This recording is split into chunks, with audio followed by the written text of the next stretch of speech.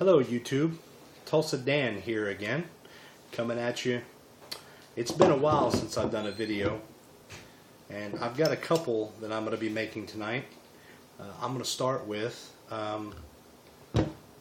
my everyday carry, otherwise known as EDC. What do I carry and why do I carry it? This isn't going to be a video response. It's something that people have asked me, and they've asked me what I carry and how I carry it. And I carry quite a bit, and I have a lot of different ways that I carry. So we'll get started. For all of you safety Sallies out there, we'll start. This one is absolutely clear, no chamber there, nothing in the chamber. Also with this one here, absolutely clear, nothing in the chamber.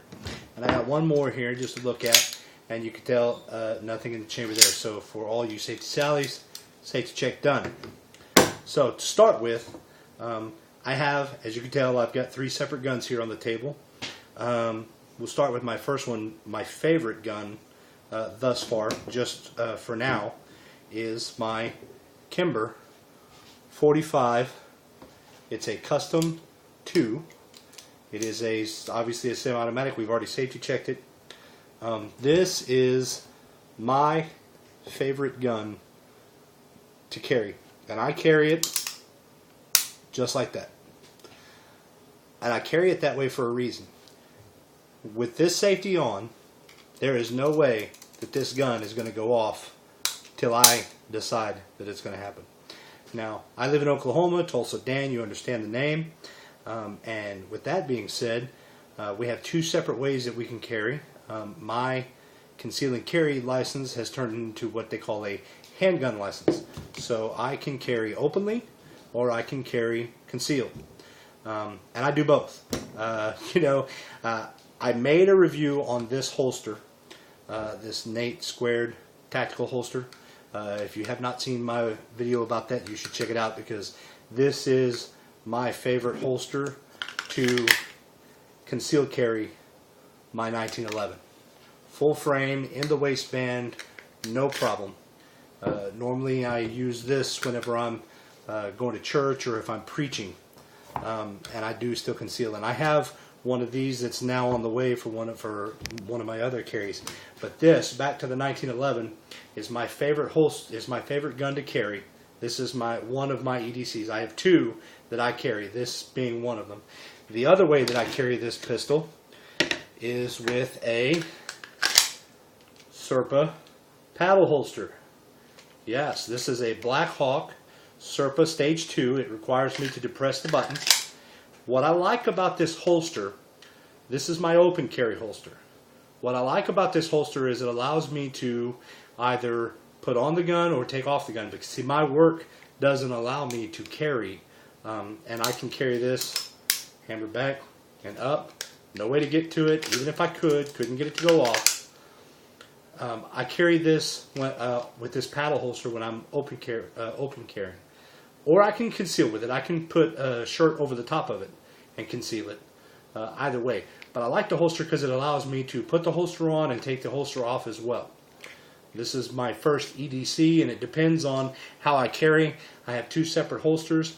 The Serpa holsters, Stage 2s, really good for open carry. For concealed carry, Nate Squared Tactical, check out my other video.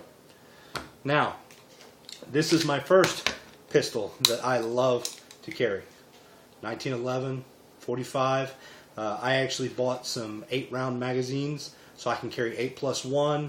I've got another paddle type holster for 2 spare mags that I have 8-round mags, so it's what, 16, 24 plus 1.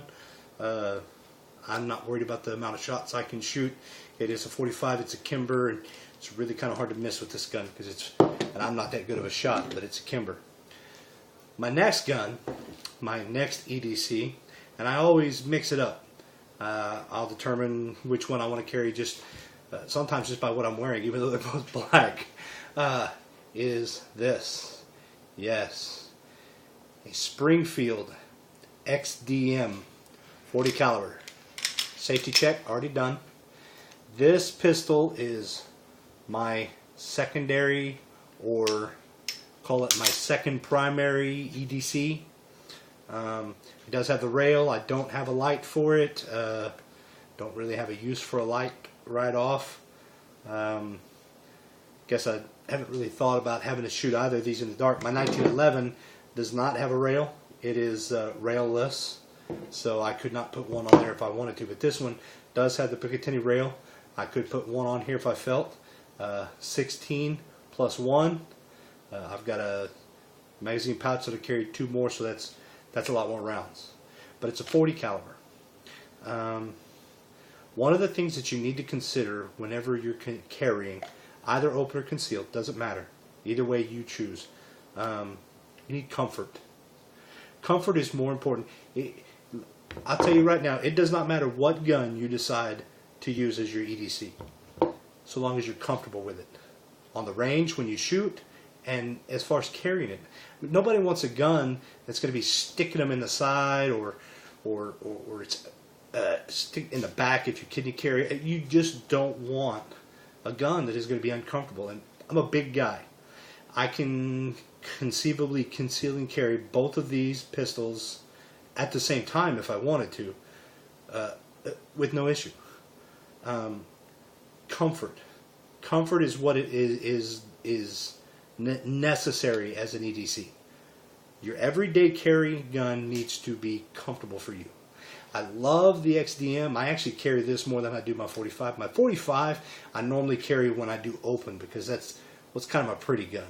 You know, this one's a sexy gun though. This one's really good looking. But normally when I'm doing open carry, it's with my 45 because it's a really good looking gun. This XD40 is wicked accurate. I took it to the range with one of my 13-year-old boys, and man, he couldn't miss either. It was a really nice shot. Comfortable in the hand, easy to shoot. On target, no problem every time. I don't have any worries about missing my target with either of these pistols. Another thing that I suggest on any of your EDC carry guns, any of your everyday carries, take it to the range. Folks, listen, comfort is one thing. Accuracy is more important. The most important thing is that you're able to hit what you're shooting at.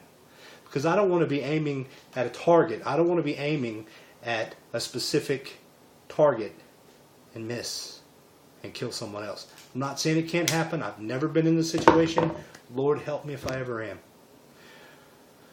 But I also know that training fixes that. Training essentially is everything.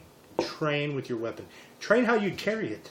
I mean, I go to like an open field where on family land, and I train as if I'm carrying, conceal, open, whatever. Train with it. Learn what you have to do to get it out. Learn what you have to do safely. Guys, safety on the range is everything. But accuracy and comfort.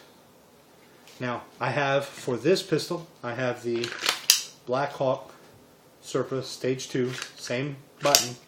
You're not going to get that out of there unless you hit that button. You have to press that to release it.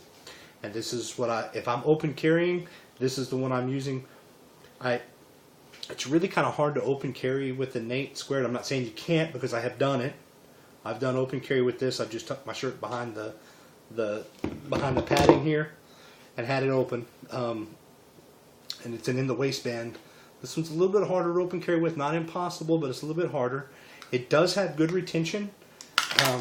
It doesn't come out easy. You have to spin it or give it a little twist in order to draw. But as far as open carry is concerned, these paddle holsters always do for me. They also, the Blackhawk, what I love about the Blackhawk Serpa, you can take the paddle piece off and put a belt piece on there so that it mounts to a belt. You can have either or. I just prefer it because it's so simple to just slide right on, pull in, pull it, put it back in. Nobody's going to take it. Nobody's going to pull it off. It's not going to come off. Okay? And that you have to retain. You have to do the retention. You can take it off and set it in your vehicle. Like I said, my office does not allow me to conceal carry, open carry. I'm not allowed to have a weapon with me while I'm at work. So I like these holsters because I can take them off. I don't have to take my belt off to try to get it off and put it in my console to lock it up. It just naturally comes off, sets in the console, I lock it up, it's done. Now, this third pistol that I have carried it. I actually kind of like it. And I hate to say it, but it's my wife's gun. It's a really nice gun, though. A Walther PPK 380. I've carried this gun. Now, I don't have a holster for this gun, though. I have, when I do carry it, it's normally concealed in the waistband.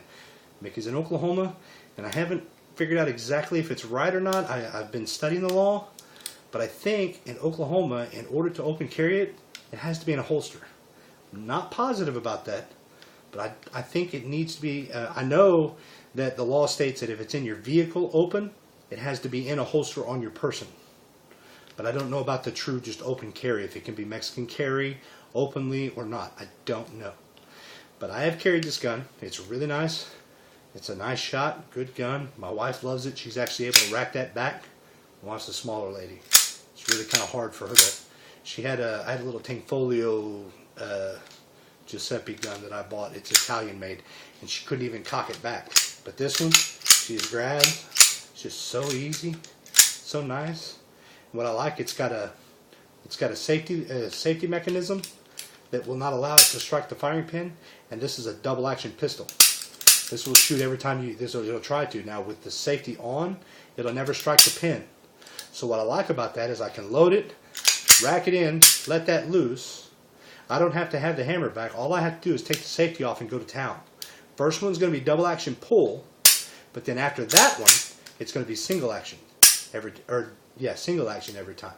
So I really like that for my wife because I can just go ahead and chamber it, and then I can go ahead and let loose of that and leave it on safety, and then if my wife needs it, she just takes it out of the safe, safety off, pulls the trigger. She doesn't have to worry about cocking or pulling the hammer back.